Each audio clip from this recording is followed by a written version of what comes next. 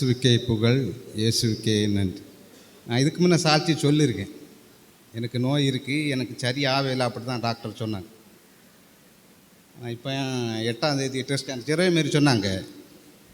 அவங்க உண்டு சென்னை டாக்டர் என்ன சொன்னாங்க, உங்களுக்கு உடம்புல ஒரு பிரச்சனையும் இல்லை, எல்லாம் நார்மலாக இருக்குது, நீங்கள் தொழிலுக்கு போகலாம், என்ன வேலை வேணாலும் செய்யுங்க, உங்களுக்கு ஒரு பிரச்சனையுமே இல்லை.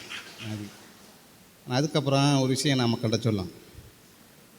ஏன்னா கடவுள் சொல்லியிருக்காரு, உனக்கு தூக்க முடியாத எந்த ஒரு சுமையையும் நான் உனக்கு தருவதில்லை.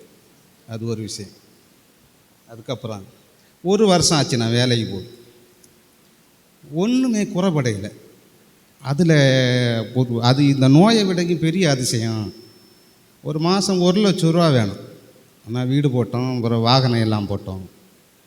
வாகனம் எல்லாம் தொழில் போக முடியலை. நாங்கள் இந்த நோயினால் எங்கள் குடும்பமே அவ்வளோ கடவுள்கிட்ட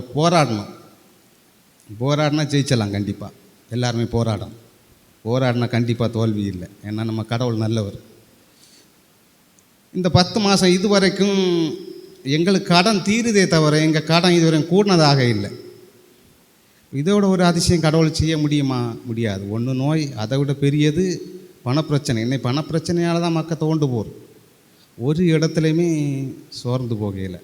அதனால் யாருமே சங்கடப்படவோ வருத்தப்படவோ அந்த மாதிரி சிந்தனையே வேண்டாம். கடவுள் இடத்துல ஒப்பு கொடுத்துட்டு சும்மா இருங்க, எல்லாம் அவர் பார்த்துக்கொள்வார்.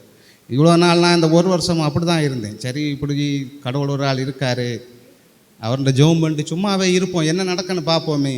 என்ன நடந்ததுன்னு பார்த்தா கடவுள் சாட்சியாக மாற்றி இங்கே ஒன்று நிறுத்தி வச்சுருக்காரு நம்மளை.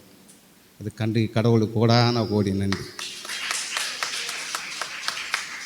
எங்களுக்காக ஜெபம் பண்ண எல்லா மக்களுக்கும் நன்றி. ஏன்னா யாருக்காவது ஒரு ஜெபம் கடவுள் கண்டிப்பாக கேட்கப்படும். அதனால் 4 பேர்கிட்ட சொல்லி இந்த இடத்துக்கு இன்னும் 4 பேரை கூட்டிட்டு வர நம்ம எல்லாருமே முயற்சி பண்ணுவோம். நாம் பெற்ற இன்பம் யாவும் பெறுக. இயேசுவுக்கே புகழ், இயேசுவுக்கே நன்றி.